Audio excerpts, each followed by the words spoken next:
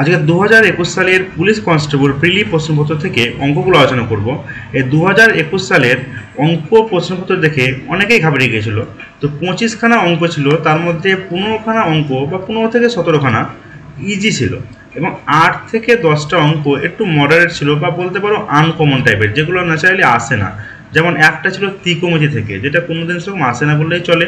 একটা জ্যামিতি থেকেও দিয়েছিল, 3টে পরিমিতি থেকে এবং 3 থেকে 4টে মতো একটু মডারেট বলতে পারো বা হার্ড ছিল। তো এইগুলোর দিকে তাকিয়েই অনেক ছেলে এই 15টা যে সহজ ছিল বা 17টা সহজ ছিল, এই সহজগুলোকেও ভুল করে চলে এসেছিল। তো এই কারণে বলি যে প্রশ্নপত্র যদি তোমার কঠিন লাগে, তো সবারই কঠিন লাগবে, তুমি যেগুলো পারবে সহজ সেগুলোই অ্যাটেম্প করে চলে আসবে। প্রশ্নপত্র কঠিন মনে হলে সবারই কঠিন লাগবে, ঠিক আছে? তো আজকের ভিডিওতে আমি এই 15টা অঙ্ক যেগুলো ইজি আছে সেগুলো আজকে আলোচনা করব এবং যেগুলো দেখে ঘাবড়ে গিয়েছিল সেগুলো আমরা পরের ভিডিওতে আলোচনা করব। তো প্রথম প্রশ্ন যাই। কোনো আসল সরল সুদে 20 বছরে 3 গুণ হলে ওই আসল একই সুদের হারে কত বছরে দ্বিগুণ হবে? এই অঙ্কটা পুরো রিপিট, এর আগেও পড়েছে যে যদি 3 গুণ হয় সুদ আসল, তাহলে সুদ হয় 2। আমরা আগেও বলেছি যত গুণ লেখা থাকবে সুদ হবে তার এক কম। তাহলে সুদ কত হচ্ছে? 3 গুণ মানে 2 হচ্ছে কত বছরে? 20 বছরে। তাহলে দ্বিগুণ হবে, তখন সুদ কত হবে? 1 কত হবে? 2 যদি 20 বছরে হয়, 1 হবে 10 বছরে। পুরো হুবহু অঙ্ক। এটা দেখবে হয়তো 16 সালে হয়তো রিপিট এসেছে। হ্যাঁ, পরের অঙ্ক যাব। খুবই সহজ অঙ্ক। এখানে দেখো কার বেগের অনুপাত চেয়েছে, বিড়াল এবং কুকুরের। এটা কিন্তু নজর রাখবে, অনেকেই ভুল করে দেয়, কুকুর বিড়াল অনুপাত দেওয়া থাকে, বিড়াল কুকুর করে দেয়, বা বিড়াল কুকুর দেওয়া থাকে, কুকুর বিড়াল করে দেয়। এই জায়গাটা সুন্দরভাবে লক্ষ্য করবে যে কাকে আগে চেয়েছে, বিড়ালকে আগে চেয়েছে। বিড়াল অনুপাত কুকুর, ঠিক আছে? তো একই সময়ের পদক্ষেপটা ফার্স্টে লিখবে। একই সময়ে কে কটা পদক্ষেপ ফেলে? বিড়াল ফেলে 5টা, তো কুকুর ফেলে 4টে। এবং একই দূরত্বতে কতগুলো পদক্ষেপ ফেলে কে? কুকুর ফেলে 3টে। এই যে কুকুরকে আগে লিখে দিয়েছে, এইগুলো নজর রাখতে হবে। কুকুর হচ্ছে 3 পরে লিখবো এবং বিড়াল হচ্ছে 4। কি করতে হবে? খুবই ইজি অঙ্ক, শুধু এই কোনাকুনি গুণ করতে হবে। এই গুণটা ফার্স্টে করতে হবে। 5 3 15 16। একটি দ্রব্য এত টাকায় বিক্রি করলে যে লাভ হয়, এত টাকায় বিক্রি করলে সেই টাকায় ক্ষতি হয়। যত লাভ হয় তত ক্ষতি হয়। এই টাইপের অঙ্কের ক্ষেত্রে ক্রয় মূল্য বার করতে করলে এই দুটো ভ্যালু শুধু গড় করে নেবে। গড় মানে যোগ করে 2 দিয়ে ভাগ। তো যোগ করলে কত হবে? এই দুটো যোগ করলে লাস্টে হচ্ছে 6, তারপরে হচ্ছে 4, আর থাকে 1 32। তাকে 2 দিয়ে ভাগ করে দাও, 16 23। 1623 অ্যান্সার। পরের অঙ্ক যাব।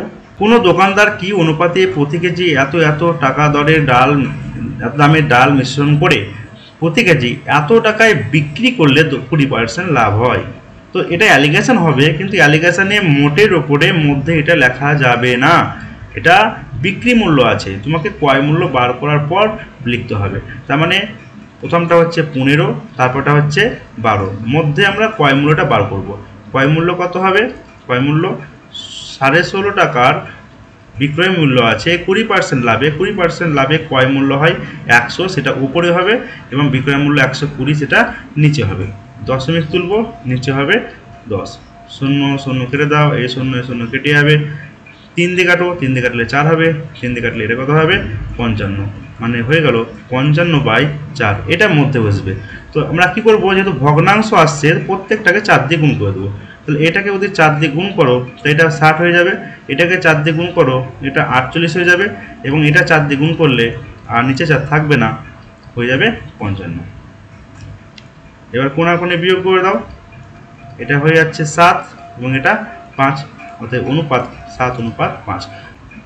অজয় ও অনিল একটি যৌথ ব্যবসার অংশীদার। অজয় ব্যবসার 8,000 টাকা 8 মাসের জন্য এবং অনিল বাকি 4 মাসের জন্য টাকা বিনিয়োগ করেন। অনিলের টাকা আমি জানি না, বার করতে হবে।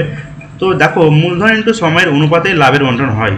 তো অজয় কত? অজয়ের হচ্ছে 8,000 টাকা 8 মাস, এবং অনিলের এক্স টাকা বাকি হচ্ছে 4 মাস।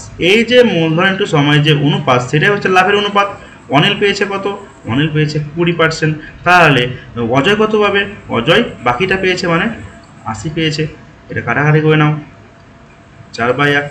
আর একটু কাটাকাটি করছি, এই 4টা দিয়ে এটা কাটো 2, এই 2 দিয়ে এটা কাটো 2 এবং এই 2 এ এটা কাটো 4000। মানে আমরা উপর সমান থাকলে সমানের উপর কাটতে পারবো, উপর নিচ তো কাটতে পারি। তাহলে x হয়ে গেল 4000 টাকা। 30 নম্বর অঙ্ক, এর থেকে সহজ অঙ্ক হয় না। 6টি সংখ্যার গড় দেওয়া আছে, সমষ্টি কত হবে? শুধু সংখ্যার সঙ্গে গড়ের মাল্টিপ্লিকেশন হয়ে যাবে। 6 × 17 কত হয়ে যাবে? 6 × 17 102 অ্যান্সার। এত টাকার 2 বছরে একই সুদের হারে যৌগিক সুদ এবং সরল সুদের পার্থক্য 96 টাকা হলে সুদের হার কত? তো 2 বছরের সরল সুদ চক্রবৃদ্ধি সুদের পার্থক্য একটা ফর্মুলা আছে। পার্থক্য যদি আমি ডি লিখি, ডি = পি মানে আসল ইন্টু r/100 স্কোয়ার। 2 বছর আছে বলে স্কোয়ার করলাম। এটাই হচ্ছে 2 বছরের সরল সুদ চক্রবৃদ্ধি সুদের পার্থক্য। তো দেখো পার্থক্য কত বলেছে? 96 = 15000 গুণিত r/, এটা দুবার লিখবো, r/100। 2 শূন্য 2 শূন্য কেটে গেল, 0 0 কেটে গেল, এটা 5 দিয়ে কাটবে, এটা 3। এই 3 এর সঙ্গে এটা কাটতে পারবো, কত হবে? 32। r² = 32 দুগুণে 64। আর কত হবে? আর 8%। যোগফল দেওয়া হয়েছে 27, গুণফল দেওয়া হয়েছে 182। তো এই 182 কে দুটো সংখ্যার গুণফল আকারে লিখব। অপশনের দিকে তাকিয়ে একটু আইডিয়া করতে হবে। তো 182 কে আমরা লিখতে পারি 13 × 14, 13 × 14। এবং এই 13 14 যোগ করলেও তুমি 27 পেয়ে যাচ্ছ, আসলে মিলে যাচ্ছে। অতএব ছোট সংখ্যা বার করতে বলেছে। ছোট সংখ্যা কত? ছোট সংখ্যা হচ্ছে 13। পরের অঙ্ক যাব। মুদ্রার অঙ্ক দেখতেই পাচ্ছ, এই অঙ্ক আবার রিপিট হয়েছে। তো দেখো অঙ্কটা আমরা কীভাবে করছি, যে 50 পয়সা, 25 পয়সা এবং 10 পয়সা এদের মুদ্রা সংখ্যার অনুপাত দেওয়া হয়েছে 5, 8, 3। সেখান থেকে আমাদের মূল্য বার করতে হবে। তো আমি কি বলতে পারি, 5টা 50 পয়সা আছে মানে বলতে পারি 2.5 টাকা, বা তুমি 250 পয়সাই লিখো, কয় টাকা করে নেবে। 8টি 25 পয়সা আছে মানে 200 পয়সা, এবং 3টি 10 পয়সা আছে মানে 30 পয়সা। মোট করলে কত হয়ে যায়? মোট করলে 480 পয়সা। 480 পয়সা মানে লিখতে পারি 4.8 টাকা। তাহলে আমি কি বলতে পারি, এই 4.8 এটারই মান বইয়ে বলেছে 144। 50 পয়সার মুদ্রার সংখ্যা কয়টি? 50 পয়সার মুদ্রার সংখ্যা কত? 5। তাহলে 5-এর মান বার করতে হবে। দশমিক আছে, দশমিকটা তোলার জন্য এই দিকেও 10 দ্বিগুণ, এখানেও 10 দ্বিগুণ করে দিলাম। ঠিক আছে, এখন কয় দিয়ে কাটবো? আমি এটা প্রথমে 12 দিয়ে কাটছি। 12 দিয়ে কাটলে 4, 12 দিয়ে কাটলে এটা 12 12 144। 4 দিয়ে কাটো, 1-এর মান কত হয়ে যাবে? 4 দিয়ে কাটলে 30। 1-এর মান 30 হলে 5-এর মান কত হবে? 5-এর মান 150। পরের অঙ্ক যাব।